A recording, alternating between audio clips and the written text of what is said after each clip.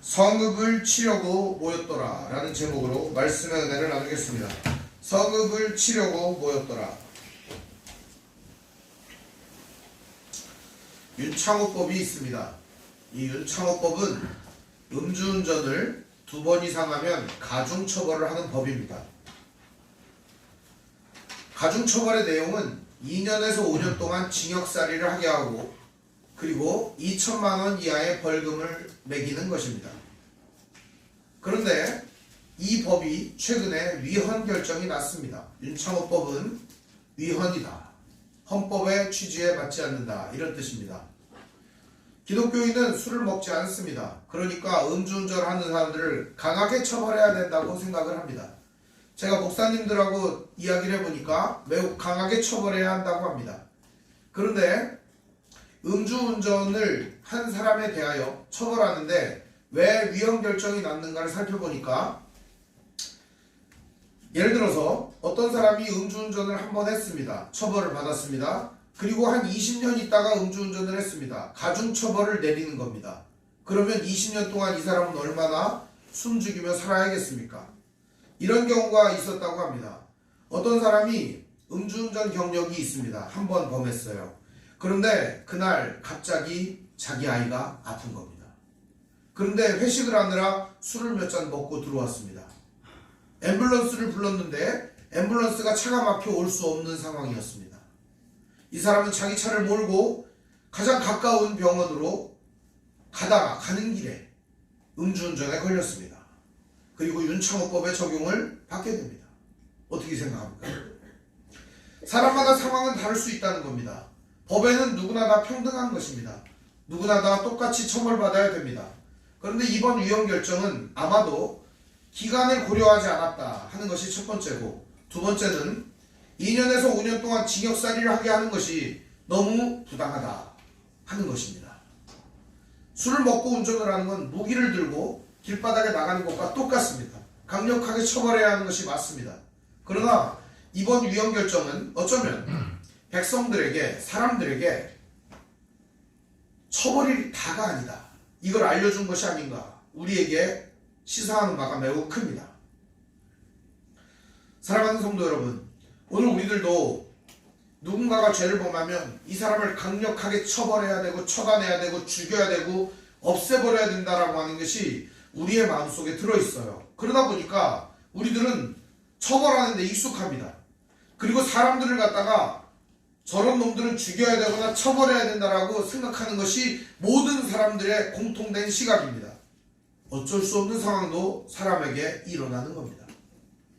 물론 그런 경우가 몇 건 있다고 해가지고 법을 다 거기에다가 적용할 수는 없는 법이지만 법은 눈물이 있고 양심이 있어야 한다고 저는 배웠습니다.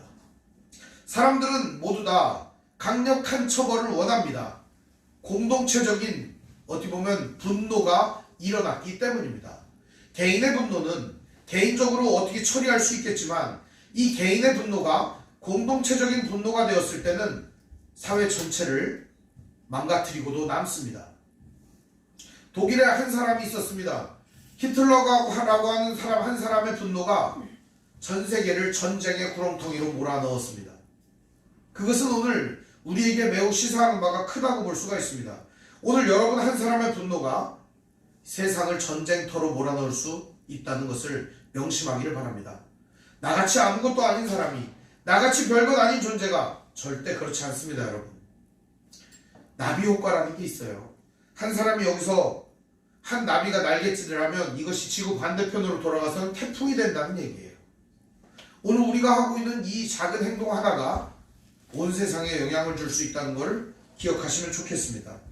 오늘 이야기는 이 사사기 19장에 시작됐던 레위인 한 사람의 이야기로 시작합니다.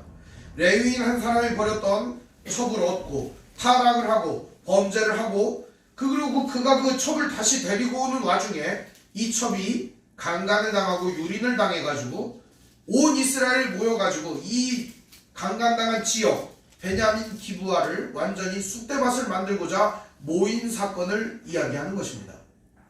그래서 오늘 제목이 뭐예요? 성읍을 치려고 모였더라, 이런 제목이에요. 그죠? 그러니까 그 베냐민의 성읍을 치려고 사람들이 모인 거예요. 다 모인 거예요. 왜 모였다고요? 성읍을 치려고 모인 겁니다.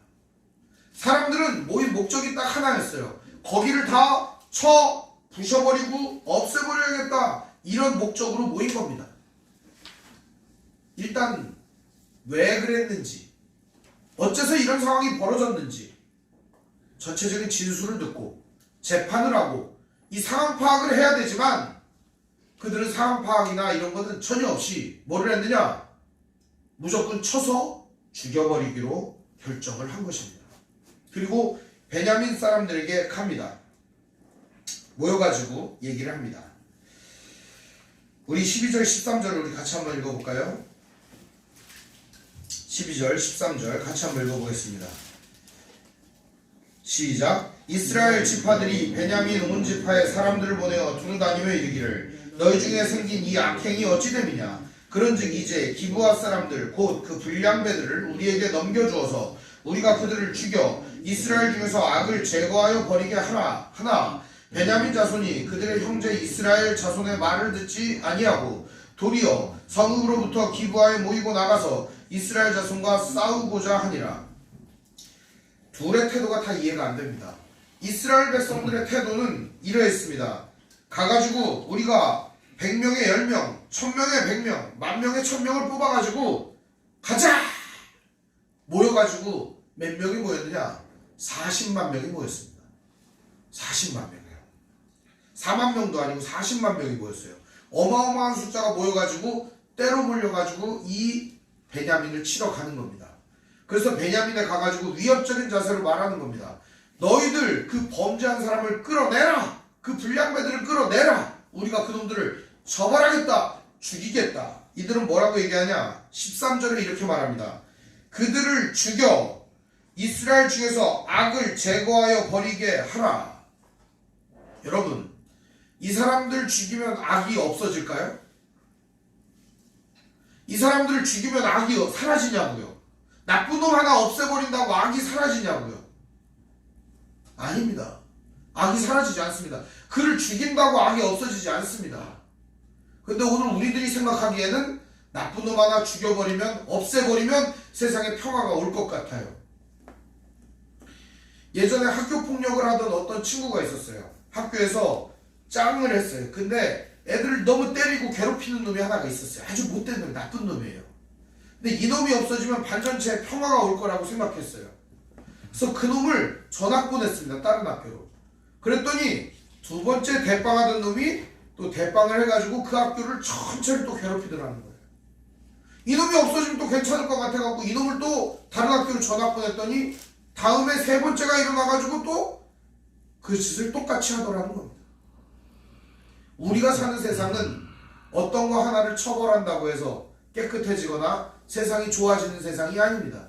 모두가 하나님의 품을 떠났고 자기 스스로가 하나님 노릇을 하는 세상이 되어버렸기 때문입니다. 오늘 사사기 8절에서 11절에 보면 이스라엘 백성들을 모여가지고 뭐라고 얘기하냐? 우리가 모여서 장막으로 돌아가지 말자. 한 사람씩 다 모여가지고 치러 가자. 이들은 왜 이런 결정을 내렸을까요? 자기들이 판단하기에 얘네들은 나쁜 놈들이고 자기들이 생각하기에 이네들은 죽여야 될 놈들이고 이것들을 없애버리면 세상의 평화가 온다고 자기들이 스스로가 하나님이 되어서 판단한 결과였던 겁니다. 지네들이 재판관이 되고 자기네들이 하나님이 된 거예요. 그러다 보니까 자기들이 재판관이고 하나님이다 보니까 어때요? 마음대로 결정해버린 겁니다. 모여서 결정을 했습니다. 자기네들이 열받으니까 열받는 대로 확 결정해버린 거예요. 마치 음주운전자 그 한 사람에 의해서 한 가장이 죽어나간 윤창호 그 불쌍한 사람 그렇게 만든 놈 우리가 처벌해야 된다. 그리고 똑같은 짓을 벌이는 사람들 다 똑같이 처벌해야 한다. 맞죠? 처벌해야죠. 그러나 그 분노는 법을 만들었고 그 법은 위헌 결정이 났습니다. 제가 술 마시고 운전하는 사람을 옹호하는 것이 아닙니다, 여러분. 과한 법은, 과한 처벌은 정의를 이루는 것이 아니라 반발을 이루고 더 큰 저항을 일으켜내는 법입니다. 어쩌면 오늘 시대에 필요한 것은 정의와 공의를 실현하는 데 있어서 강력한 처벌이 아니라 따뜻한 사랑인지도 모르겠습니다. 이스라엘 백성들은 먼저 시시비비를 가리고 여호와 하나님 앞에서 판단을 해야만 했습니다. 그러나 그 판단을 하지 못했습니다. 이들은 눈이 이미 어두워져 있었거든요. 분노, 단체적인 분노, 사회적인 분노에 이들은 눈이 어두워져 있었습니다. 자기 스스로가 하나님이 되어서 이 모든 전쟁을 치르려고 하는 것입니다. 이걸 없애버리면 이스라엘이 평안할 것이다. 더 이해가 안 가는 사람들 있죠, 그죠? 베냐민 사람들입니다. 야, 그 불량배들을 끌어내라! 그렇죠. 베냐민 사람들이 그 불량배들을 끌어내지 않아요. 오히려 어떻게 합니까? 전쟁 준비를 하고 나옵니다. 14절에 보면, 14절 15절에 보면 도리어 성읍들로부터 기브아에 모이고 나가서 이스라엘 자손과 싸우고자 하니라. 와, 방귀 낀 놈이 성내는 것도 유분수지, 나쁜 놈들을 끌어내라고 하니까 나쁜 놈들을 끌어내는 게 아니라 어떻게 해요? 오히려 그 놈들하고 이스라엘과 싸우려고 나오는 겁니다. 적반하장이라는 말 이럴 때 쓰는 겁니다. 범죄를 저지르고 나쁜 놈들이 오히려 썽을 내는 이런 상황이죠. 이들은요, 택한 자 중에 700명이 있었어요. 엄청난 자들이 나왔어요. 26,000명에다가 기브아 주민 중 택한 자 700명이 나왔어요. 여기 기브아라고 하는 표현을 잘 읽어보시면 됩니다, 여러분. 여기 택한 자 700명이 어디 출신이에요? 기브아 사람이었어요. 근데 이 기브아 사람들은 다 어떤 사람들이냐? 왼손으로다가 물맷돌을 던지는 왼손잡이들이 많았어요. 그래서 물맷돌을 팍 하고 던지면 다윗처럼 이마에 딱 꽂히거나 혹은 원하는 대로 돌멩이를 날려보낼 수 있는 능력이 있는 사람들이었다는 거죠. 물맷돌을 던져가지고 팍 날려가지고 팍 꽂히는 거. 요즘은 총이 있으니까 그럴 필요가 없잖아요. 조준이 잘 되고 잘 맞으니까. 옛날에는 이런 총과 같은 무기를 가진 사람들이에요. 그러니까 돌을 슉슉슉 돌다 딱 던지면 정확하게 맞는 사람들이에요. 700명이에요. 쉽게 말하면 군대에서 총을 잘 쏘는 사람을 모아가지고 훈련을 시킵니다. 이런 사람들 뭐라고 하냐? 특등사수라고 그래요. 특등사수. 근데 이런 특등사수 몇 명이냐? 700명이 있었던 거예요. 슉슉슉 돌려고 탁 맞추는. 오늘 성경에도 그 설명이 나옵니다. 16절을 우리 같이 한번 읽어볼까요? 16절 한번 읽어보겠습니다. 여러분들 큰 목소리로 읽어보겠습니다. 시작. 이 모든 백성 중에서 택한 700명은 다 뺀 자비라. 물매로 돌을 던지면 조금도 틀림이 없는 자들이 있더라. 물매로 돌을 던지면 조금도 틀림이 없는 자들이더라. 물매로 돌을 던지면 조금도 틀림이 없다는 거예요. 그러니까 얼마나 강력한 사람들이겠습니까? 중요한 거는요, 이 레위인과 그 첩에게 악행을 벌였던 장소가 어디였어요? 기브아였다는 겁니다. 기브아. 그리고 이 기브아에 사는 사람들 중에 이 모든 깡패 노릇을 했던 불량배들은 다 누구였을까요? 이 700명 안에 들어있었을 가능성이 높습니다. 한마디로 얘기하면 베냐민 자손들 중에 핵심 전력, 베냐민 자손들 중에 핵심적으로 이 전투를 치를 만한 용맹한 사람이 이 기브아 사람들이었다는 거예요. 그러니까 불량배들을 끌어내라 그러니까 핵심적으로 전투를 치르려고 했던 이 베냐민 사람들, 이 베냐민을 지켜주고 그들의 군대 역할을 하는 아주 핵심 전투 세력인 이 700명이 있는 기브아에서 그 불량배들을 끌어낼 수가 없는 겁니다. 거기에 동원된 사람이 다 누구였습니까? 온 마을 사람들이었습니다. 기브아 온 마을 사람들이 그 집에 달려들어서 쿵쿵쿵 두들기면서 그 오늘 온 사람을 끌어내라! 우리가 그 놈을 욕보이겠다! 이렇게 얘기를 한 거 아닙니까? 그러니까 이 700명은 어쩌면 그 더러운 짓거리에 가담을 했던 자들이었던 거예요. 그러니까 베냐민 사람들은 자기들에게 있는 이 핵심 전력을 내줄 수가 없었던 겁니다. 차라리 싸우는 길을 선택했던 겁니다. 여러분, 죄는요, 도려내야 돼요. 썩은 것과 같아요. 내비두면 더 썩어요. 근데 베냐민은 그걸 거부해버렸던 거예요. 왜요? 우리에게 핵심 전력인 이 사람들을 내줄 수가 없으니까. 싸움 잘하는 이 사람들이 있어야 우리 지파를 지키니까. 죄를 도려내야죠. 이스라엘은 맹목적으로 싸우려고 했고 베냐민은 범죄한 사람들을 내주지 않았습니다. 이 둘의 격돌이 어떻게 될까요? 오늘 이야기는 이 둘의 이야기로 이어집니다. 제가 본문을 이렇게 길게 원래 안 잡는데 이 본문은요 끊을 수가 없어요. 이 전쟁의 이야기입니다. 이제 오늘 이 다음부터는 전쟁의 이야기입니다. 27절부터 48절까지의 이야기는 이 둘의 격돌하는 얘기예요. 이 둘이 싸우는 얘기. 얘네들이 왜 싸우는 거예요 지금? 이스라엘은 왜 싸웠어요? 하나님의 뜻도 모르고 하나님의 뜻 무시하면서 자기들이 결정한 사항대로 무조건 죽이자 집단 분노에서 나간 겁니다. 베냐민은요? 범죄자이긴 하지만 우리에게 필요한 사람들이야 그래서 내주지 않았던 겁니다. 결국 이 둘이 싸움이 붙는 겁니다. 어떤 일을 할까요? 이 싸움은 이렇게 시작됩니다. 17절에 보면 베냐민 자손 외에 이스라엘 사람으로서 칼을 빼는 자의 수는 40만 명이니 다 전사라. 40만 명이 전쟁에 나갑니다. 그리고 이들은 18절에 하나님께 물어봅니다. 하나님, 우리가 전쟁하러 나가야 됩니다.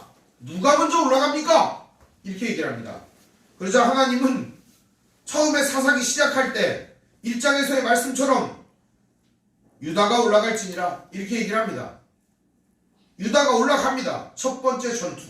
첫 번째 전투는 17절부터 21절까지인데 누가 먼저 싸우리까 하고 18절에 물어보고 싸웁니다. 결과가 어떻게 됐을까요? 다 패하고 맙니다. 21절을 우리 같이 한번 읽어보겠습니다. 시작. 베냐민 이스라엘 사람들이 스스로 베냐민 자손이 기브아에 나와서 당일에 이스라엘 사람 22,000명을 땅에 엎드렸다. 22,000명이 죽어버렸어요. 베냐민 사람들 앞에서 워낙 잘 싸우니까 이 돌멩이 슉슉 던져서 탁 맞추는 놈들이 나와가지고 싸우니까 22,000명이 죽어버렸어요. 근데 이스라엘 사람들이 몇 명 모였다고 그랬어요?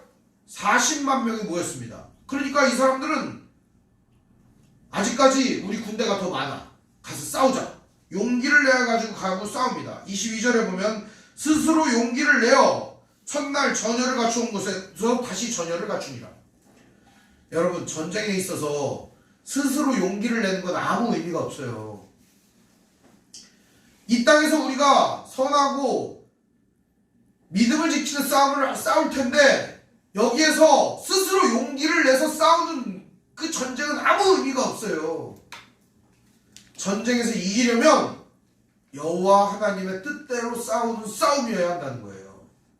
전쟁에서 이기려고자 한다면 하나님의 말씀대로 싸워야 되는 싸움이어야 한다는 거예요. 하나님이 이기게 해준다고 했나요? 유다가 먼저 올라가라 그랬지? 올라가니까 죽었잖아요. 22,000명이. 두 번째 또 이들은 울면서 하나님 앞에 매달립니다. 23절을 보시면 이스라엘 자손이 올라가 여호와 앞에 저물도록 울며 여호와께 여쭈어 이르되 내가 다시 나아가 내 형제 베냐민 자손과 싸우리이까 하니 여호와께서 말씀하시되 올라가서 치라 하니라. 졌는데 또 올라가서 치래요 하나님이. 근데 좀 바뀐 게 있죠. 처음에는 우리가 누가 먼저 가서 싸우리까 그랬죠. 전쟁 왜 하는지도 모르고 누가 먼저 가서 싸우냐 그랬어요. 두 번째는요, 내 형제 베냐민 자손과 싸우리까 이렇게 물어봅니다. 여호와 하나님이 얘기합니다. 이제 그거 알았어? 니네 형제인데? 이스라엘 백성들이 지금 깨달은 거예요. 집단 분노에서 자기들이 지금 무슨 짓을 저지르고 있는지, 형제들과 촛불을 겨누고 있다는 사실을 깨닫게 된 거예요. 지금 내 형제 베냐민과 싸우리까? 이들은 지금 자기네들이 무슨 짓을 저지르고 있는지를 보게 된 겁니다. 하나님이 패하게 하시니까. 이겼으면 이런 거 못 봅니다. 그리고 또 얘기합니다. 하나님이 가서 쳐라. 이들은 올라갑니다. 두 번째 전투 어떻게 됐을까요? 18,000명이 죽습니다. 25절을 같이 읽어볼까요? 시작. 베냐민도 그 이튿날에 기브아에서 그들을 치러 나와서 다시 이스라엘 자손 18,000명을 땅에 엎드려뜨렸으나 다 칼을 빼는 자였더라. 18,000명이 죽임을 당합니다. 세 번째 이스라엘 백성, 두 번째 패배를 당하자 이스라엘 백성들은 모여서 울고 금식하고 헌제 드립니다.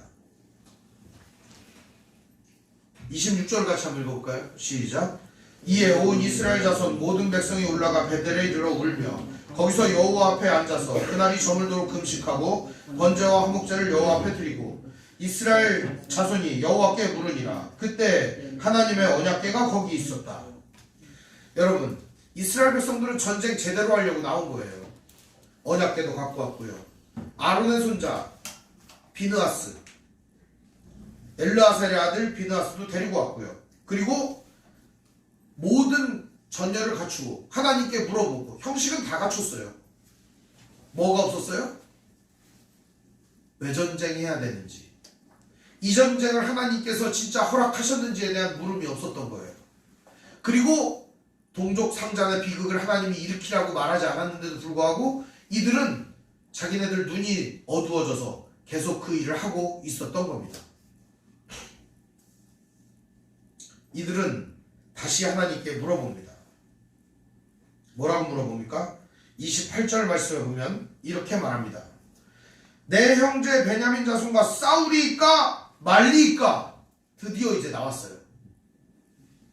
이 질문을 먼저 했었어야죠. 처음에 내 형제 베냐민 백성과 싸우리이까 말리이까? 내 형제하고 지금 싸워야 되는 상황이 왔어요. 하나님, 싸워야 됩니까? 말해야 됩니까? 이제 정신 차린 거예요. 두 번의 전쟁을 치르고 나서 말입니다. 하나님이 응답을 해주시는 것은 이들이 번제를 드려서도 화목제를 드려서도 이들이 언약궤를 갖다 놔서도 아론의 손자 엘르아살의 아들 비느하스가 있어서도 아닙니다. 질문이 잘못됐기 때문에 그렇습니다. 기도가 잘못됐기 때문에 그런 겁니다. 자기가 정해놓고 기도하는 거 있지 않습니까? 하나님, 나 이걸 했습니다. 정해놨습니다. 주님, 이대로 하십시오. 주님을 뭘로 삼는 거예요? 노예이자 꼬붕으로 삼는 겁니다. 주님이 우리의 노예예요? 우리의 소원을 들어주는 램프의 진이에요? 내 소원은 이렇고 내 뜻은 이렇고 내 마음은 이러니 주님이 내 마음을 내 뜻대로 해주세요. 내가 원하는 거 이루세요. 주님이 종이에요? 오늘 이 시대는 주님을 종으로 삼는 사람이 너무 많습니다. 자기 비전과 자기 꿈이 이러해요. 자기 세상이 이러해요. 그러니 주님이 그 비전과 그 꿈을 이루세요. 뭐 하자는 거예요? 주님을 종으로 삼는 겁니까? 먼저 우리가 해야 될 일은 주님, 당신의 뜻은 어떻습니까? 이걸 해입니까? 맙니까? 주님, 당신의 뜻은 어떻습니까? 이걸 먼저 물어야 되잖아요. 고집과 아집이 센 사람들은요, 안 묻습니다. 평상시에도. 끄트머리에도 안 물어요. 자기의 뜻이 옳다고만 믿습니다. 끝까지 나는 이거를 해야 하고 나는 무엇인가를 해야 하는 대단한 존재라고 착각을 하는 겁니다. 하나님 앞에 까부는 거죠. 아무것도 아닌 존재가, 막대기만도 못한 존재가, 벌레만도 못한 존재가 하나님 앞에서는 겸손하게 나는 하나님 앞에 종입니다.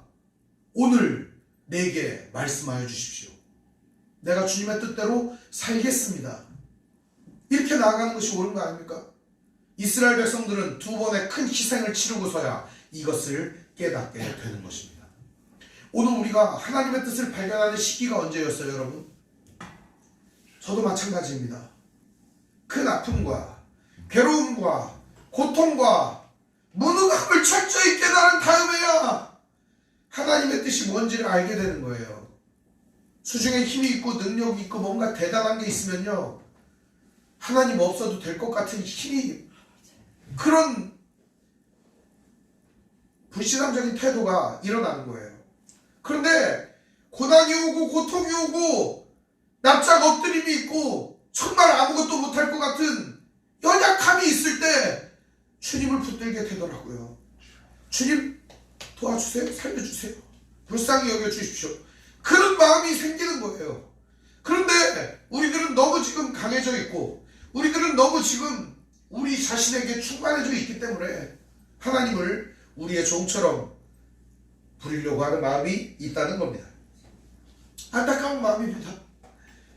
이때 과연 어떻게 해야 되는가? 이스라엘 백성들은 첫 번째도 울었고 두 번째도 울었습니다. 세 번째도 울었습니다. 그러나 그들은 정신을 차렸습니다. 과연 우리가 무엇을 물어야 하는가를 깨닫게 된 것이죠. 하나님은 응답해 주십니다. 하나님께서 28절에 말씀하십니다. 뭐라고 말씀하십니까? 올라가라. 내일은 내가 그를 내 손에 넘겨주리라 하시는지라. 하나님이 내일은 내가 그들을 내 손에 넘겨주리라. 그리고 이스라엘 백성들은 싸웁니다. 어떻게 싸우냐? 매복 전쟁을 합니다. 몇 명 나와갖고 싸우는 척합니다. 그랬다가 도망을 칩니다. 그러자 베냐민 사람들이 와 저놈들 도망친다 가서 죽이자 그러면서 다 몰려 나옵니다. 그러자 매복하고 있던 사람이 성에 들어가서 성을 불질러 버리는 거죠. 그러자 와 성이 불타고 있네 그러면서 뒤로 후퇴를 하려고 하자 갑자기 도망치던 이스라엘 백성들이 그들을 치는 거죠. 매복 전쟁을 합니다. 그리고 승리를 거둡니다. 이 전쟁은 이스라엘 백성들이 여리고 그 다음 싸움인 아이성 전투에서 전쟁을 치를 때 썼던 방법입니다. 이 기브아 사람들은 그것을 까맣게 잊어버리고 그 전쟁에 나갔다가 대패를 하고 맙니다. 모두 다 졌는데 이 전쟁을 이스라엘 백성들이 싸웠다라고 말하지 않고 누가 싸웠다고 말하냐면 우리 35절을 같이 읽어보겠습니다. 시작. 여호와께서 이스라엘 앞에서 베냐민을 치심해 당일에 이스라엘 자손이 베냐민 사람이 2만 5천 명을 죽였으니 다 칼을 빼는 자였더라. 누가 싸웠대요? 여호와께서. 전쟁은 이스라엘이 하는 게 아니고 누가 하는 거예요? 여호와께서 하는 겁니다. 여호와께서 이스라엘 앞에서 베냐민을 치심해. 하나님이 치신다고 말하지 이들이 치라고 말하지 않았습니다. 베냐민을 징계하는 자는 궁극적으로 하나님이시라는 겁니다. 베냐민을 치는 것은 궁극적으로 하나님이시라는 겁니다. 오늘 우리들은 말할 수 없는 분노에 사로잡혀 끝없는 우리의 열받음에 사로잡혀 머리끝까지 화를 낼 때가 많습니다. 이것이 오늘 우리들을 파멸로 치닫게 만든다는 사실을 알아야 합니다. 사랑하는 성도 여러분, 분노가 일어날 때 주님 앞에 이 분노가 정당한지를 물어보셔야 됩니다. 먼저. 그리고 오늘 분노가 일어나 우리 마음에 결심이 섰을 때 이 결심은 하나님의 뜻인지를 물어야 합니다. 왜 분노가 일어납니까? 왜 화가 치닫는 겁니까? 자기의 죄를 생각하지 않고 남이 한 일만 생각하기 때문입니다. 레위인이 본인이 첩을 얻은 것이 죄고 첩을 데리러 간 것이 죄고 하나님 앞에서 안식일을 준비하지 못함이 죄라는 것을 깨달았다면 과연 이런 일을 벌였을까요? 이스라엘 백성들이 시체가 쪼개진 것만 보고 레위인의 말만 믿고 전쟁을 벌였습니다. 과연 그것이 옳았던 걸까요? 베냐민 사람들이 자기에게 유익이 된다고 해서 그 불리한 배들을 내놓지 않았습니다. 그것이 정당화될 수 있을 것 같습니까? 오늘 벌어진 모든 일들은 하나님 없는 세상이 얼마나 무질서하고 폐악질이 심한 세상인가를 보여주는 것입니다. 누가 잘하고 누가 잘못하고가 아닙니다. 스스로 왕이고 스스로가 주인이고 스스로가 하나님이 됐다면 이런 일은 당연히 일어난 일이라는 것을 보여주는 겁니다. 오늘 말씀을 보시면 베냐민 사람 2만 5천 명이 다 죽었다고 얘기합니다. 36절부터 48절의 이야기는 이스라엘이 얼마나 잔악하게 자기 형제들을 유린했는가에 대한 이야기입니다. 두 번의 패배를 당했잖아요. 그러니까 이들은 독이 오를 대로 올라 있었습니다. 자기 형제 베냐민을 치는 걸 알았습니다. 그러면 이 전쟁을 어떻게 해야 돼요? 승리를 거둔 다음에 나머지들을 모아놓고 이 중에 불량배가 누구냐 솎아낸 다음에 그 불량배들을 처리해야 되는 것이 맞는 거 아닙니까? 그들은 그렇게 하지 않았습니다. 닥치는 대로 죽여버렸습니다. 마치 죽이는 걸 어떻게 죽이냐? 이삭 줍듯 했다고 합니다. 45절을 우리가 한번 읽어볼까요? 시작. 그들이 몸을 돌려 광야로 도망하였으나 림본 바위에 이르는 큰 길에 이르러 이스라엘이 또 5천 명을 이삭 줍듯 하고. 여러분 이삭 줍는 거 어떻게 하는 거예요? 어떻게 해요? 그냥 허리 굽혀갖고 이삭이 이렇게 줍는 거지. 이렇게 줍는 거지 이렇게. 사람 죽이기를 어떻게 했다는 거예요? 이삭 줍듯이 했다고요. 모가지를 댕강댕강 쳐서 다 죽였다고요. 그냥. 사람이 이삭 줍듯 죽는 거예요? 5천 명을요? 2만 5천 명이 순식간에 죽어버렸어요. 다. 그리고요 이스라엘은 남은 악행을 어떻게 하느냐. 사상이 이렇게 고발하고 있습니다. 우리 48절 같이 읽어볼까요? 시작. 이스라엘 사람이 베냐민 자손에게 돌아와서 온 성읍과 가축과 만나는 자를 다 칼날로 치고 닥치는 성읍은 모두 다 불살랐더라.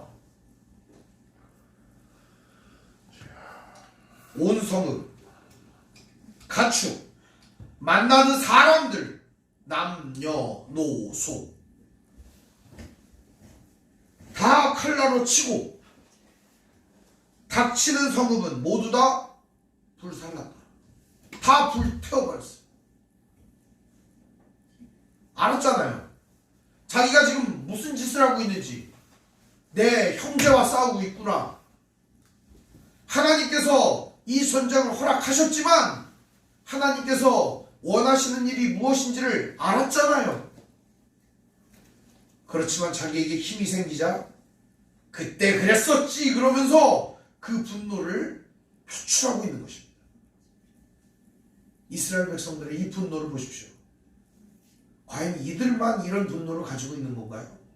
과연 이들만 이런 악을 갖고 있는 건가요? 아니요. 저도 있고 우리 모두가 있어요. 이게.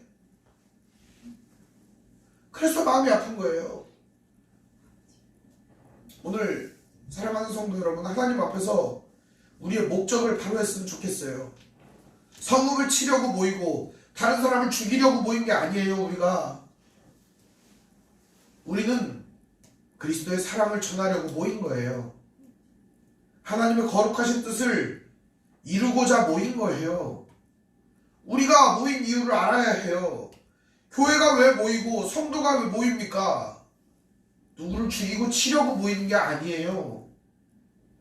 서로 사랑하고 이해하고 용서하고 하나 되려고 모이는 거예요. 주님을 따라가고 하나님의 거룩하신 뜻을 펼치고자 모인 거예요. 이 목적을 절대 잊지 마시기를 바랍니다. 그 가운데 예를 들어서 여러분 이 이영인 목사가 범죄를 했습니다. 예를 들어서 못된 짓을 저질렀습니다. 그러면 여러분들도 당연히 우리 목사님이니까 범죄를 저질러도 괜찮아. 그게 아니라 당연히 처벌받아야 된다. 이것이 오늘 말씀의 적용점이에요. 내 아들이라도 내 형제라도 내 이웃이라도 처벌받을 일은 받아야죠. 마땅히. 그것이 오늘 우리에게 주시는 말씀이에요. 나 거기까지만 해야 되는데 이 분노를 끝까지 발산을 하면 어떻게 될까요? 닥치는 대로 죽이고 닥치는 대로 불지르고 닥치는 대로 칼날로 쳐서 없애는 데까지 가는 거예요. 여러분 오늘 이 말씀을 기억하시기를 바랍니다. 오늘 우리의 삶의 목적은 하나님의 뜻을 이루는 것입니다. 오늘 우리가 행동해야 하는 삶은 정의와 공의로 살아가는 삶이어야 합니다. 오늘 우리의 삶은 형제와 이웃을 소중히 여기는 삶으로 나아가야 합니다. 범죄자에 대한 자비를 베풀자, 범죄자를 무조건 용서하자, 그런 말씀 드리는 게 아닙니다. 마땅히 처벌해야 될 사람은 처벌을 받아야 되지만 이것을 모든 사람에게 적용할 수는 없다는 겁니다. 결론의 말씀을 드립니다. 사랑하는 성도 여러분, 우리는 오늘도 개인적인 판단에 너무 앞서고 있습니다. 개인적인 판단에 앞서 주님의 뜻을 먼저 물을 수 있으면 좋겠습니다. 주님의 뜻을 묻고 나아가는 믿음의 형제자매들 되시기를 주님의 이름으로 축원드립니다. 기도하겠습니다. 사랑과 은혜가 풍성하신 아버지 하나님, 은혜와 사랑을 감사드립니다. 이 시대는 하나님께 묻지 않고 하나님께 물어도 내 목적과 내 의지를 전달할 뿐입니다. 오늘 우리들 그런 모습을 벗어나 주님의 뜻을 진심으로 물어보며 하나님의 뜻 가운데 살아가게 해주시옵소서.